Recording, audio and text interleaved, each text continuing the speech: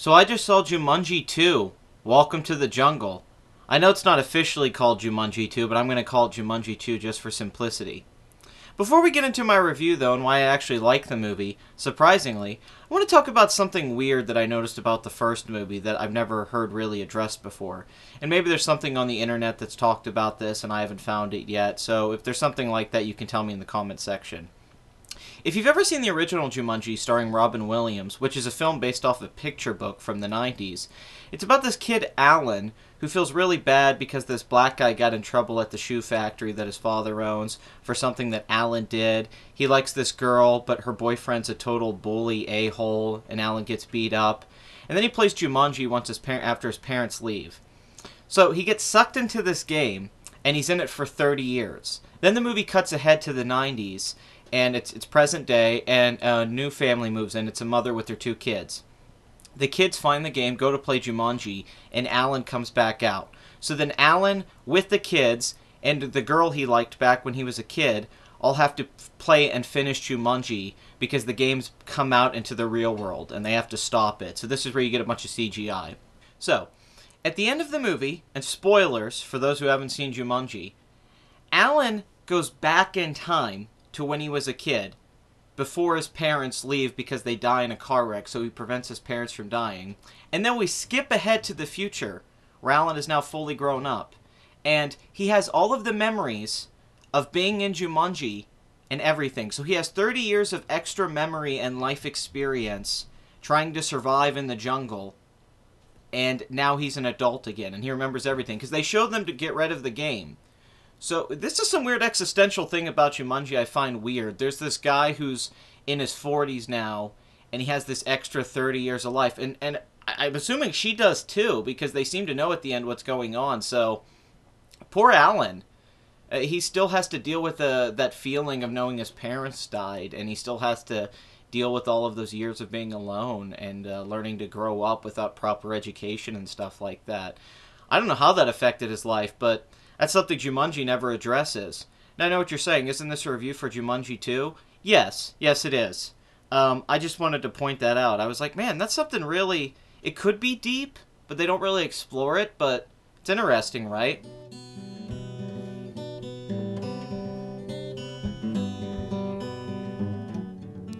Alright, so let's talk about Welcome to the Jungle! The sequel that's coming out so long after the original. Isn't it like 20 years now since Jumanji came out? And I like the first movie well enough. It's okay. The CGI's dated as hell. I mean, really, really dated. And it's kind of a generic Spielberg-esque type movie. You know, there was a lot of those in the 80s and 90s. But there's a charm to it. There really is. And I like a lot of the set design and the costumes. And I like the makeup. And I like the game itself. And I like the premise. The premise is fun. A board game comes to life. And then you have to play the board game to win. Pretty simple and straightforward.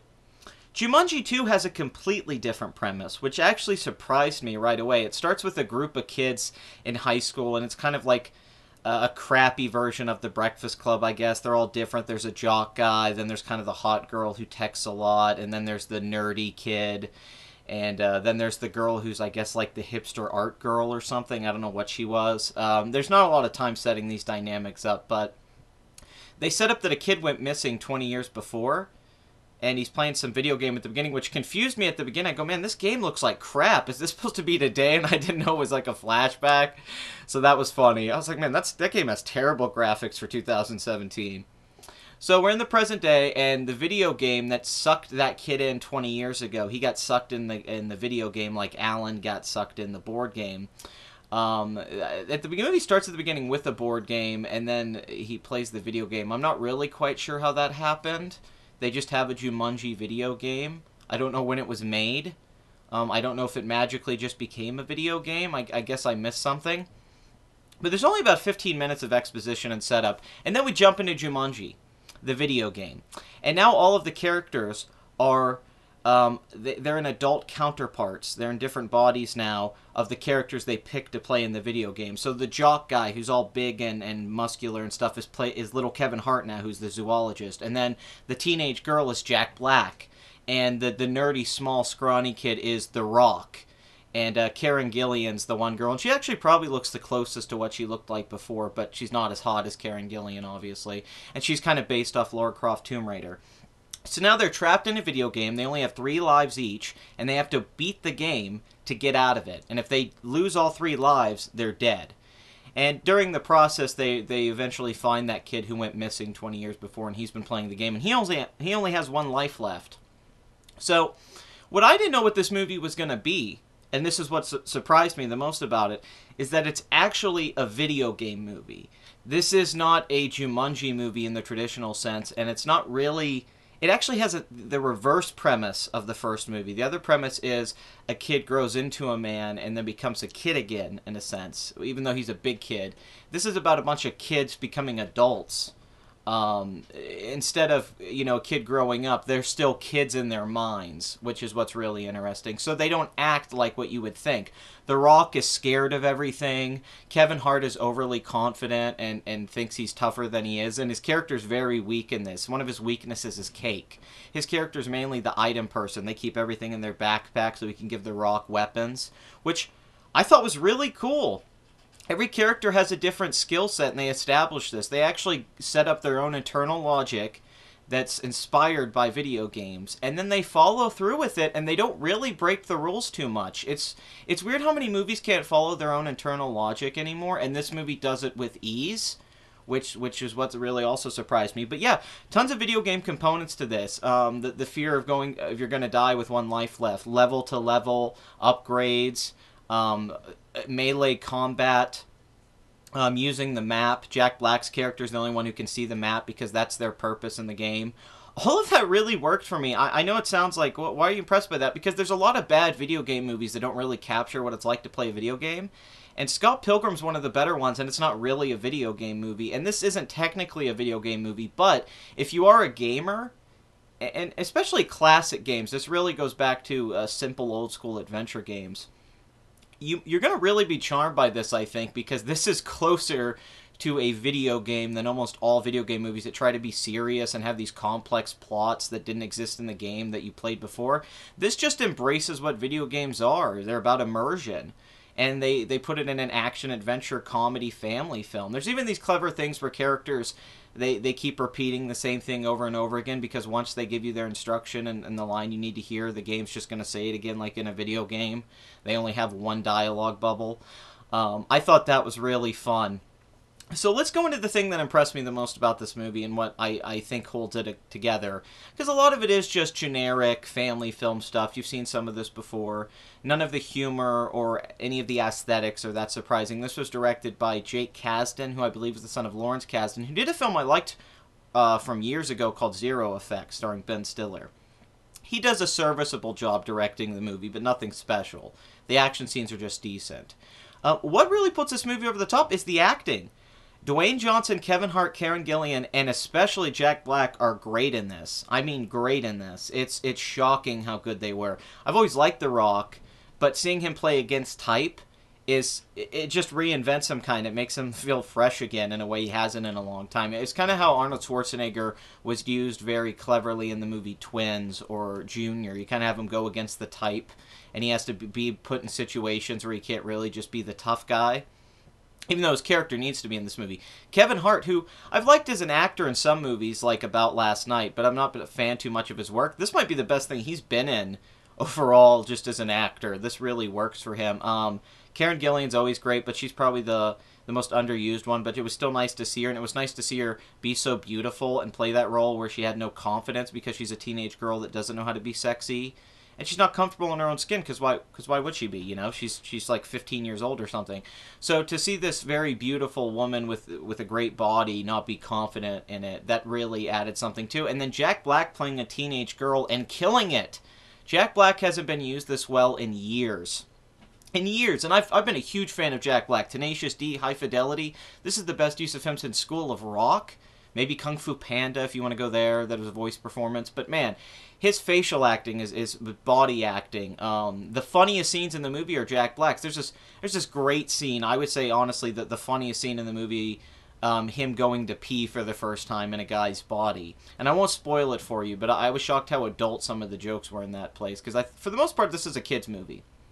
But Jack Black, wow. Just the way he delivers the lines like this and stuff. And he keeps flirting with The Rock because he's a teenage girl and he finds The Rock sexy. And he flirts with Nick Jonas. And it just works. And what's funny is that character, she starts out very unlikable.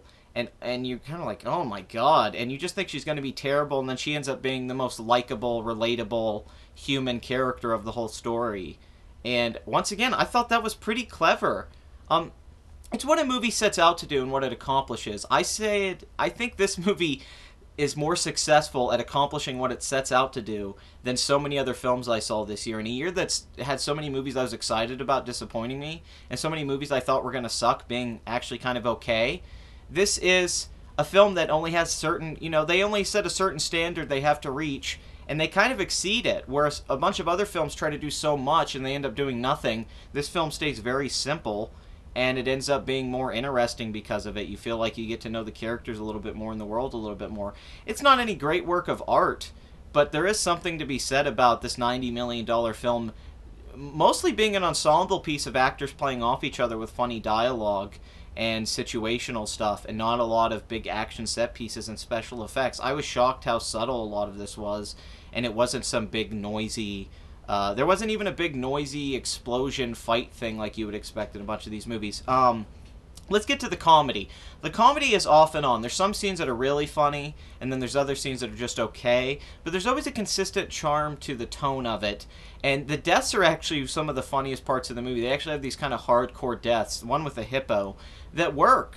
And the deaths keep escalating, and there's one death with Kevin Hart that I thought was really funny and how it paid off. And so, I'm not going to say it's a hilarious movie, and I was more chuckling, but it's a pleasant movie, and it's one that you could see anyone watching and enjoying, like a little kid or an older person or a middle-aged person. The pacing of the movie.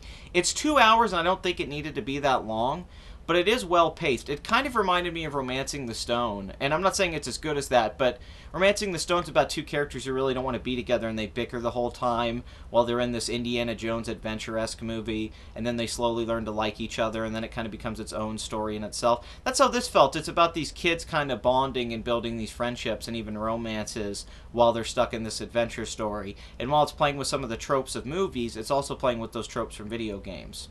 But yeah, I'd say that one of the issues is it didn't need to be 2 hours long. It probably could have been 90 minutes and flowed a lot better, and they could have condensed some things. And I'm not saying I thought the movie was too long. I just think it probably could have been a little bit quicker. It could have been more immediate. I feel like it needs this immediacy to it. But it has that in the second act. Very good second act. A little bit of a disappointing third act because the villain sucks. The villain's really bad. I like the actor. I like him in other stuff. Do not like him in this. Bad design, bad writing. He's poorly used. He doesn't even need to be in the movie. He's not in it that much. But it's just a bad, crappy, generic villain. And it hurts a movie that has a lot of really funny protagonists. And I just wish it had a bad guy character that was as interesting and fun as the other characters. In fact, maybe even making the bad guy somehow more connected to everything in a way that just feels better. I don't know. Something about it just doesn't totally work. I like what they did somewhat at the end. But I think there was a better... There'd be such a better movie here if the villain was better. But my final thoughts on this movie is what a pleasant surprise. I thought this was going to suck. I mean, why would you take an IP from the 90s and make some Jack Black, Kevin Hart, Dwayne Johnson vehicle? I know it was a Robin Williams vehicle back in the day, but you could get why they made that movie back then. It was high concept and they wanted to do the special effects and stuff. You didn't really need a sequel to Jumanji.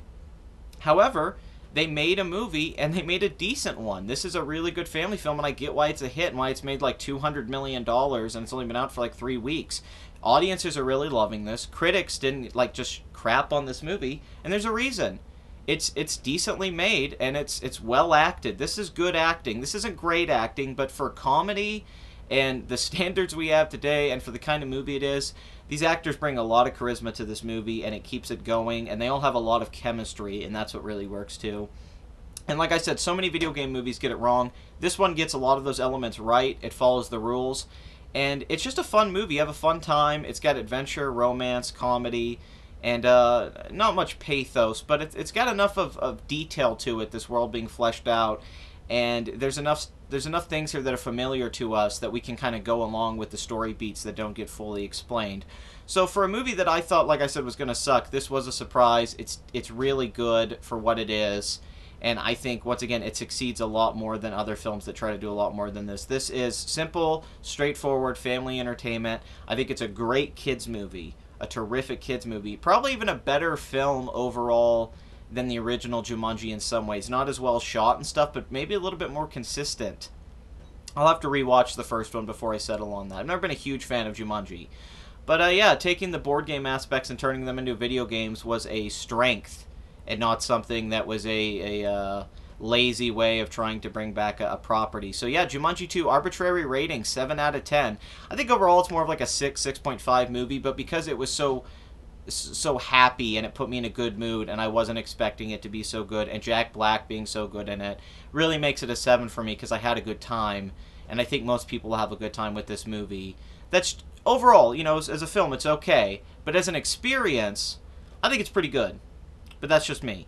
Leave your opinion in the comment section, like and subscribe, and please rewind your VHS tapes before you bring them back to the store.